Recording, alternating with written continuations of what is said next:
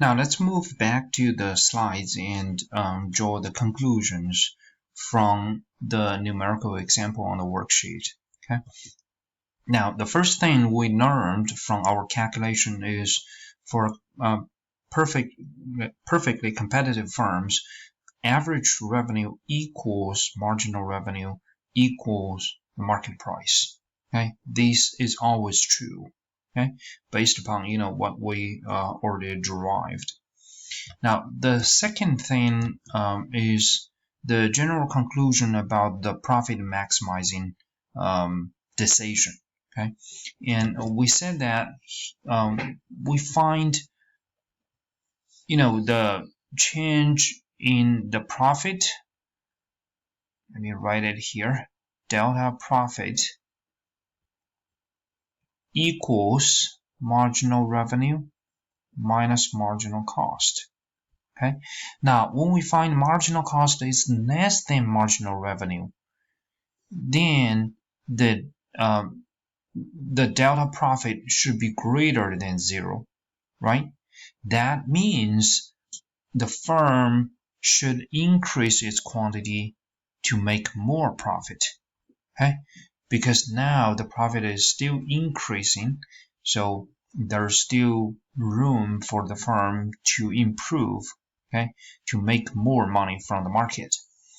If the marginal cost already exceeds marginal revenue, then the delta profit would be negative, right? And so the firm should reduce its output to raise the profit. Okay, and of course, the rule of thumb is when these two marginal variables are equal to each other, then the firm already maximized its profit. Okay, so we already get the math, we already understand the economic intuition. Now, the last thing we would like to try is to show you on the graph, okay, what this means. All right, now let's put the marginal revenue and marginal cost on the vertical axis. And let's put the quantity of output on the horizontal axis. Okay, let's see if we can drive the MR on the graph. Now, MC, marginal cost, recall what we discussed in chapter 13. We said that marginal cost is an upward sloping curve because of what? Do you still remember? Marginal cost slopes upward. It means to be able to produce one more unit of output, the firm has to spend more and more and more. This is because of the law of diminishing returns to labor, okay, or to any variable input. Okay, so here let's do this marginal cost. Okay, now towards the end of the previous chapter, we also talk about the specialization effect, right? We said, at the beginning, when the firm is very small, by hiring more and more workers, it could, like each unit of labor could better specialized, better focused upon what he or she is really good at. So we could see a decrease in part of the marginal cost, right? But again, that's not pretty common. Okay, that's like we would be able to see among these small businesses. Okay, now to show you a more general case, we just focus on this upward sloping part of marginal cost. Okay, now marginal revenue, how could we show you that? Okay, what kind of curve the marginal revenue is? Now here, recall the very important observation we already made. For a perfectly competitive market, marginal revenue always equals the price, right? So let's put the price here on the vertical axis. And for a perfectly competitive market, we also find in that numerical example, that the price is always $10, right? The price is the same no matter how much this firm produces, right? So if that is the case, then we would believe the price is going to be a horizontal line for this individual firm. Okay? Don't get confused. Again, if we look at the market supply and market demand, the price is not going to be the same. Okay? Because all buyers or all sellers together, they can influence the price. But here, what we are drawing is just for individual firm. Okay, this firm, no matter how small or how large its output level is, it does not affect the market price. Okay, so it's always P. Again, in the previous case, it's always $10 per unit, right? And we said this equals marginal revenue. So this is the marginal revenue line or curve. Okay, remember this is a horizontal straight line. Okay, now here let's look at two different cases. The first one is, let's look at the output level here, but on the left hand side of the intersection between MC and MR. Okay, so I just arbitrarily pick one level. Let's say this is a Q1.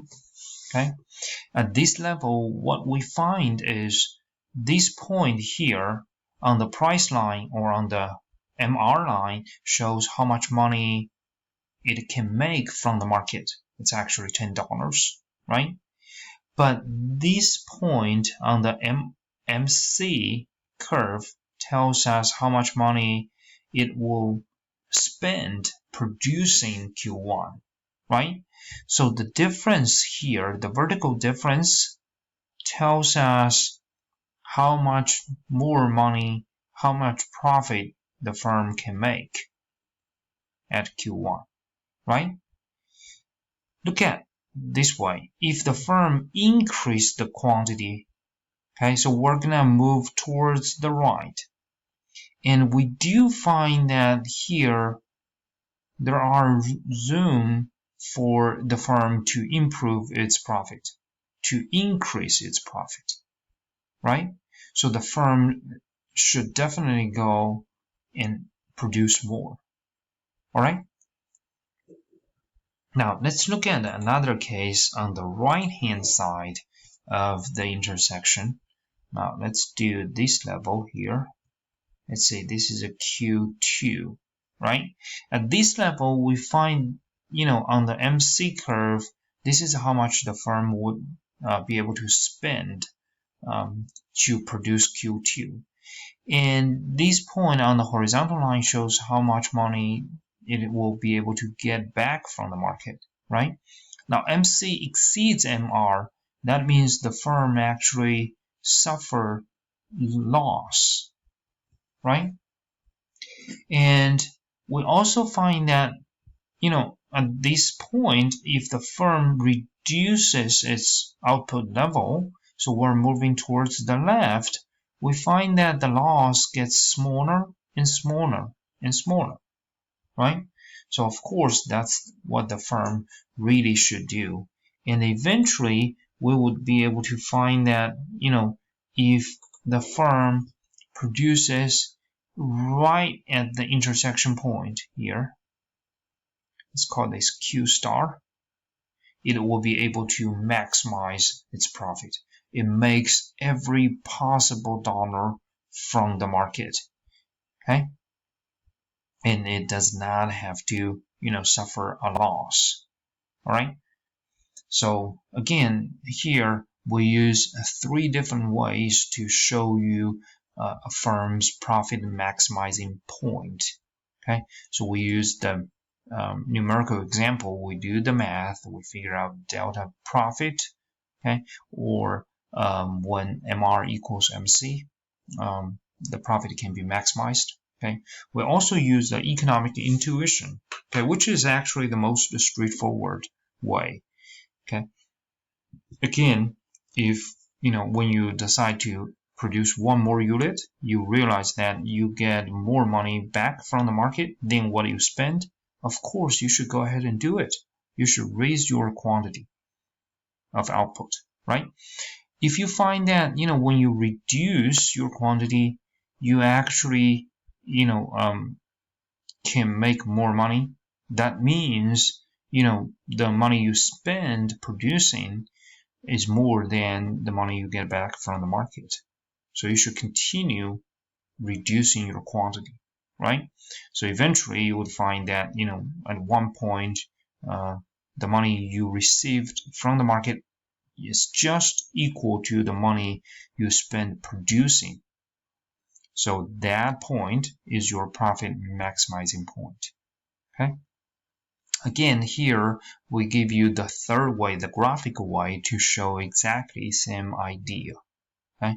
So hopefully you should have a solid understanding of how a firm could maximize its profit. Okay. Now, on the next video, we're going to continue talking about, on the basis of this discussion, how could we drive the firm's supply curve. Okay. Now, one more thing we would like to point out here.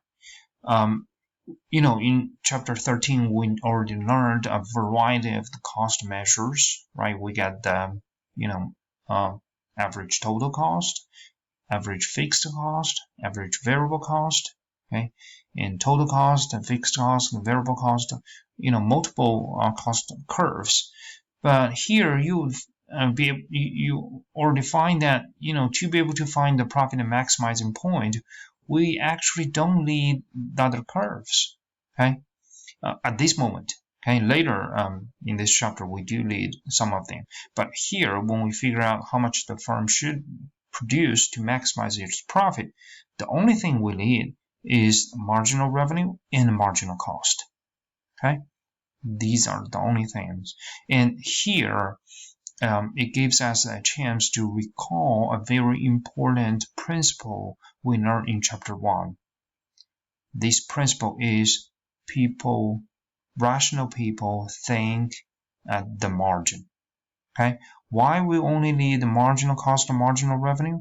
Again, because we're making a marginal analysis. Okay? For marginal analysis, we only need these two marginal variables. Okay? And the marginal analysis is good enough for us to figure out how much the firm should be able to produce. All right.